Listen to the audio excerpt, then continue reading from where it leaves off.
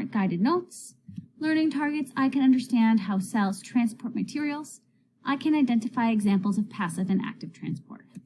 Please remember as you watch, you have the ability to pause, rewind, and that you should take notes as you go, as you will need to upload these into Schoology for your science teacher.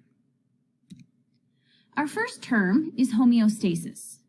Homeostasis is the ability to maintain something within preset limits, known as homeostatic range.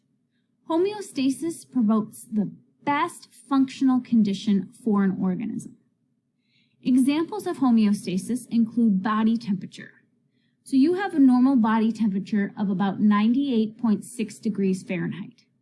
When your body temperature increases, whether you have a fever or you are starting to do some type of physical activity, the sensors in your skin send information that your body temperature is increasing to the temperature regulatory center in your brain.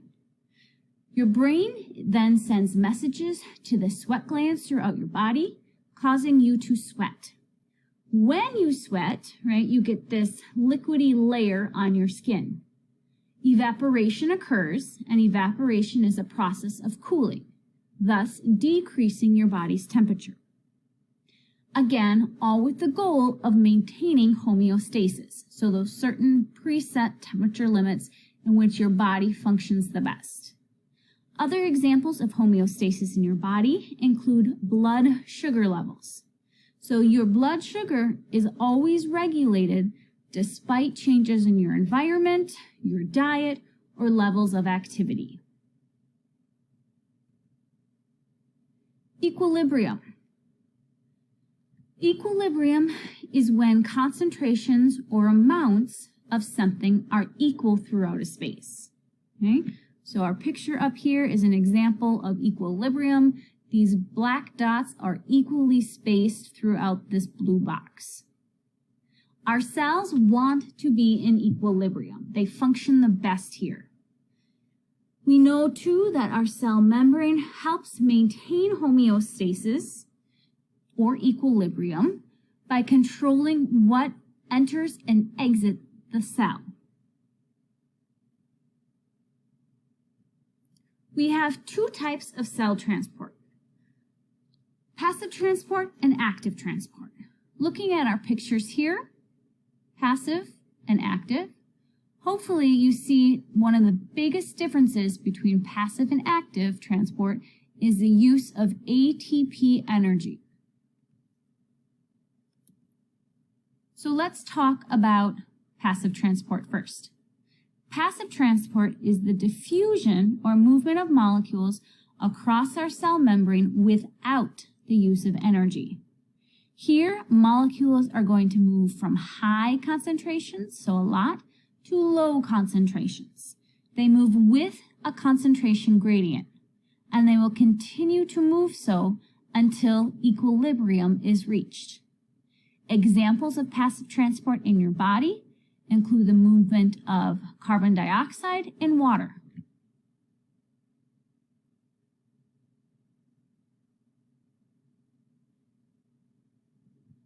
Our picture here shows our example of high concentration of our molecules moving to an area of low concentration.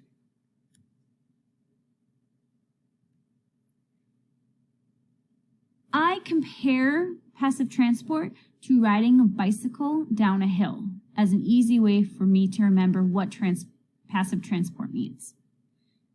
So for me, if you're riding a bicycle down a hill, you can just pick your feet up and let yourself fly, right? You don't need to pedal as you go down the hill. You don't need to do anything, so you are not inputting any energy. Okay?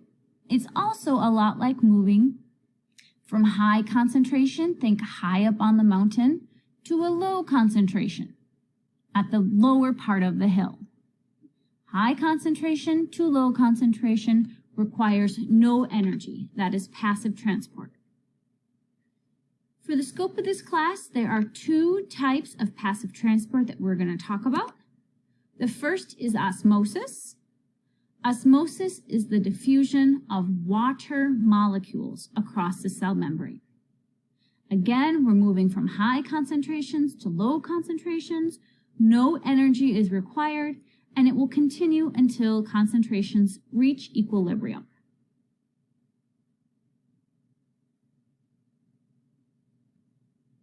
Our second type of passive transport is diffusion.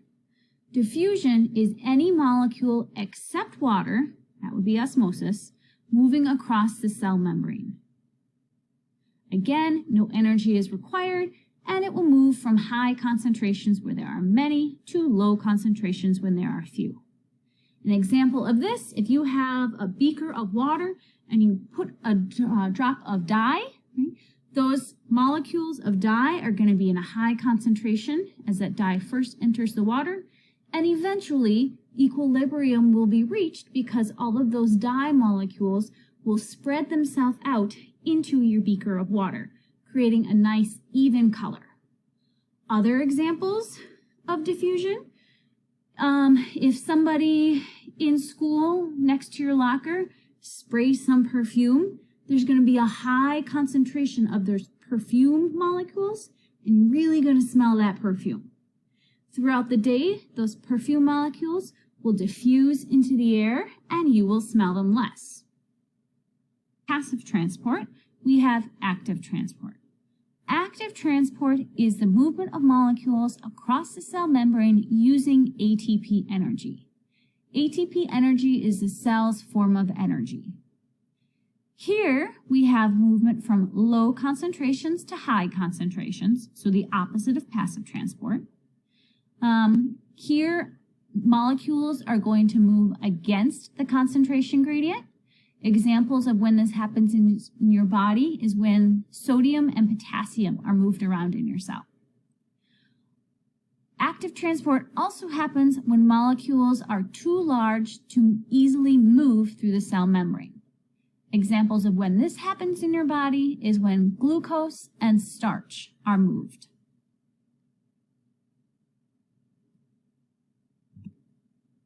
So here is our graphic.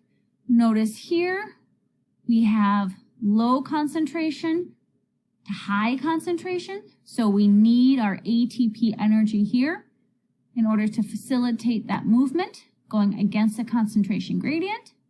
And we also have our example down here of our very large particles that cannot fit through the cell membrane without some ATP energy being used to, again, facilitate that movement.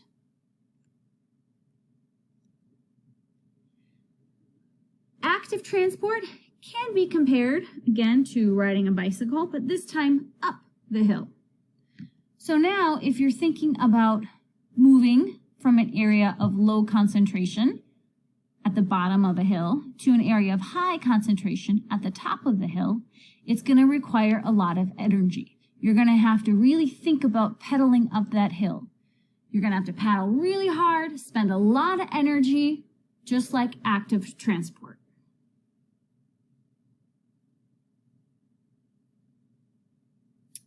We have different types of active transport. First is the use of a transport protein.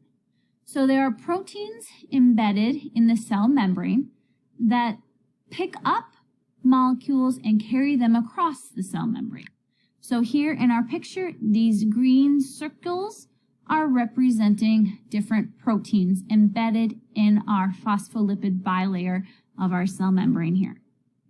And again, our yellow lightning bolts here represent the use of our ATP energy.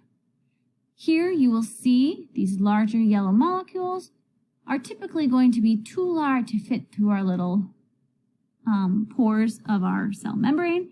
So again, they're going to have to go through these protein channels. Another type of active transport is endocytosis. During endocytosis, part of the cell membrane is going to surround the material in a vesicle and carry it into the cell to be released inside. So again, here we're going to need ATP energy. So the cell membrane is actually going to come and engulf, so encircle whatever is trying to get into the cell, endocytosis. This happens in your body for your cells when you are engulfing food. Another type of active transport using energy is exocytosis. Exo meaning to exit. So here, parts of the cell membrane surround material and create a vesicle inside the cell, see, to carry it out of the cell. So here is our really large particle inside the cell. We want to get out. So our cell membrane encircles it, engulfs it, and carries it out of the cell to be released. This happens in your body or in your cells when you are removing waste or worn out organelles.